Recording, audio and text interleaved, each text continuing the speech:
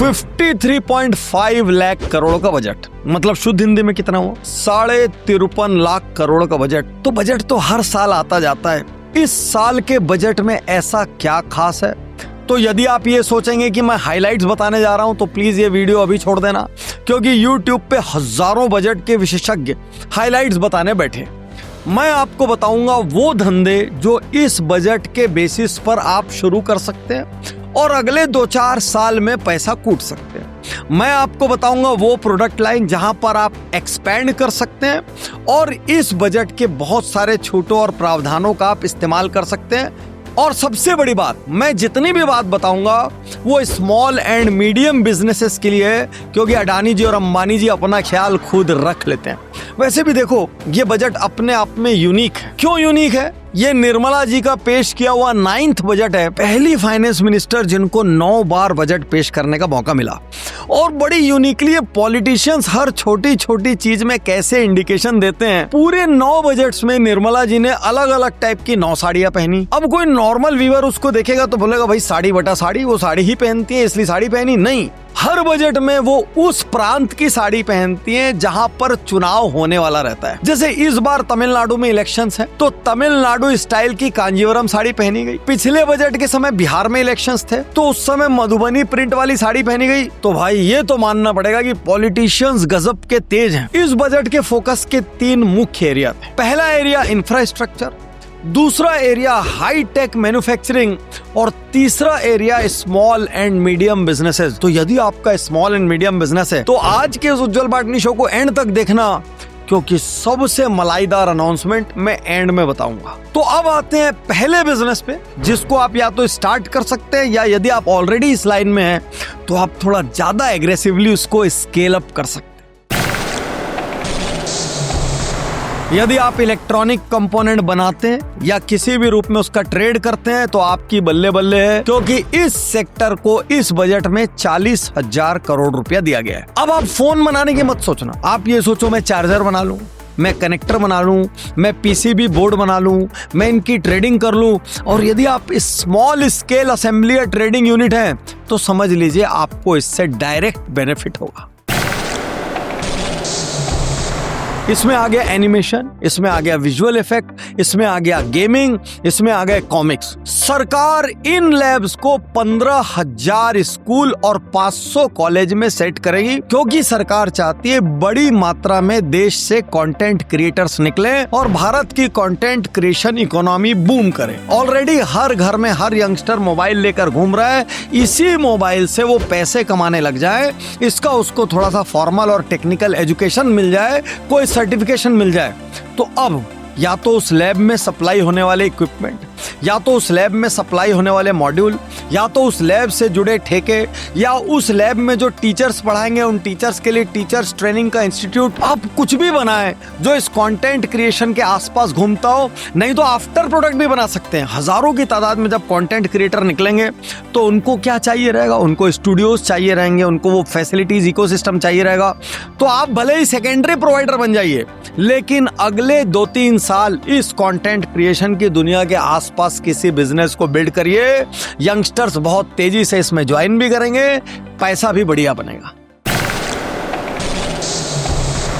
सारी दुनिया में हथियारों का वॉर चल रहा है। पूरी दुनिया इस वक्त अनस्टेबल चल रही है। जिन देशों ने कभी सेना नहीं बनाई वो अब सेना बना रहे हैं। जिन देशों ने कभी हथियार और विमान नहीं खरीदे वो हथियार और विमान खरीद रहे हैं। एक तरह से देखा जाए तो दुनिया में अधिकांश देश अपनी जीडीपी का एक बड़ा % अपनी डिफेंस कैपेबिलिटीज को विकसित करने में लगा रहे हैं, क्योंकि चारों तरफ वॉर का माहौल है।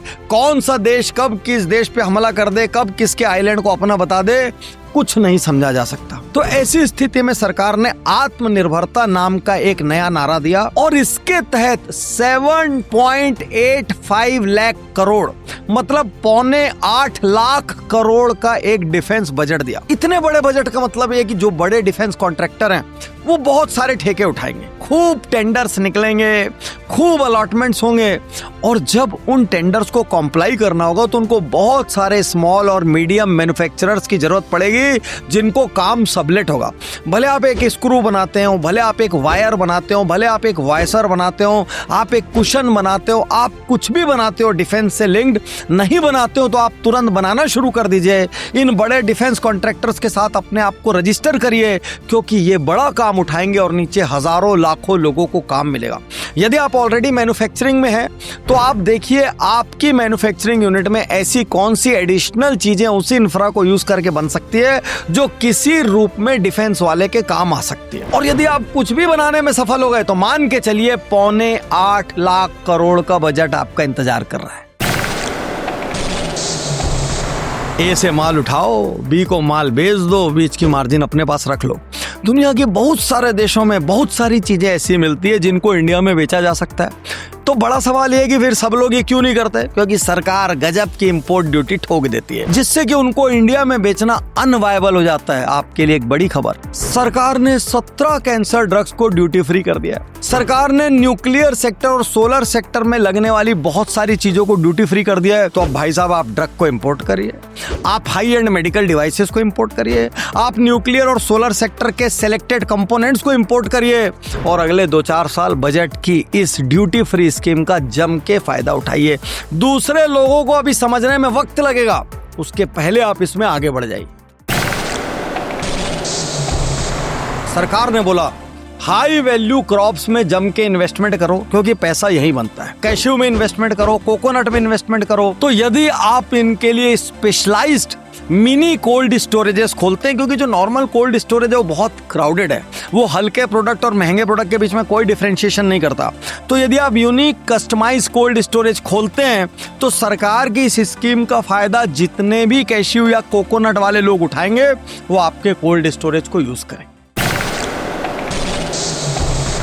यदि आप खादी से जुड़े हैं, यदि आप सस्टेनेबल फैशन से जुड़े हैं तो आपकी बल्ले बल्ले, और नहीं जुड़े हैं तो तत्काल जुड़ जाइए, क्योंकि सरकार ने महात्मा गांधी ग्राम स्वराज योजना को लॉन्च किया है, जो खादी और ऐसे ही सस्टेनेबल फैब्रिक्स के अपैरेल्स के एक्सपोर्ट पर फोकस करेगी। ये महज आपको लोन नहीं देगी, ये आपको टेक्निकल एजुकेशन भी देगी, और साथ ही साथ आपको यूरोप और दूसरे अन्य देशों में एक्सपोर्ट लिंकेजेस करा के देगी। इस बजट की सबसे यूनिक बात क्या है, यहाँ पे सरकार सिर्फ लोन नहीं बांट रही।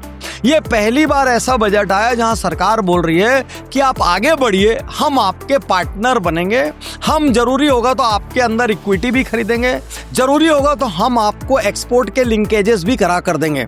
मतलब सिर्फ लोन दे के हम लोन वसूली या लोन की निगरानी जैसा काम नहीं करेंगे, हम पार्टनर बन के आपके बिजनेस को बढ़ाने में मदद करेंगे। बहुत यूनिक इनिशिएटिव है। और अब सबसे बड़ी घोषणा, जिसको इस पूरे वीडियो में मैंने रोक के रखा था, क्योंकि असली माल, असली क्लाइमेक्स एंड में आना चाहिए। एमएसएमई इक्विटी फंड, जिसमें सरकार दे रही है 10,000 करोड़ रुपया। इक्विटी फंड मतलब ये क्या कह रही है, लोन फंड नहीं हूं, इक्विटी फंड हूं।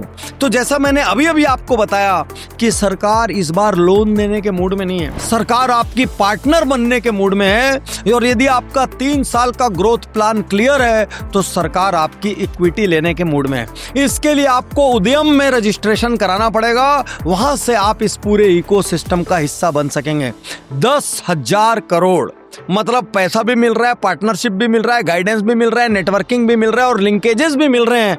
इसके ज्यादा आपको और क्या चाहिए?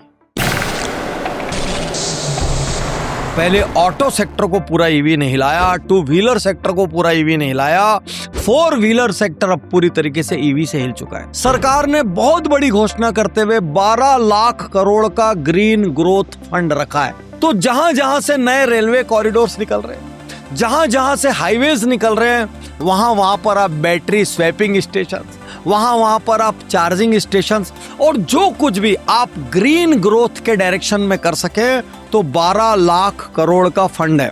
मैंने आपको बहुत सारे बिजनेसेस आप बताए, सरकार की तो और भी बहुत सारी घोषणाएं थी जो मुझे 8-10 समझ आई, जहां पर स्मॉल एंड मीडियम इंडस्ट्रीज घुस सकती है, जहां पर ट्रेडर घुस सकता है, मैन्युफैक्चरर घुस सकता है। उनकी बात आज यहां पर मैंने इस उज्ज्वल पाटनी शो में की। और वैसे भी ये कहा जाता है यदि सरकार किसी धंधे को बढ़ाने के लिए प्रयत्नशील है और उस सेक्टर में आप सही टाइम पे घुस जाते हैं तो सारी सब्सिडी, सारे डायरेक्ट और इनडायरेक्ट बेनिफिट्स और सरकारी सपोर्ट का आपको इतना लाभ मिलता है कि आप एक लंबी जर्नी एक छोटे वक्त में तय कर लेते हैं। आपको इस पूरे उज्जवल पार्टनरशिप में कौन सा ऐसा सेक्टर लगा जिसमें आप घुस सकते हैं, या जिस दिशा में आप एक प्रोडक्ट को बना सकते हैं, या जिस दिशा में आप एक्सपैंड कर सकते हैं, या आप ऑलरेडी उस काम में बस और एग्रेशन की जरूरत है? कमेंट बॉक्स में लिखकर जरूर बताएं। शुक्रिया, धन्यवाद, थैंक यू।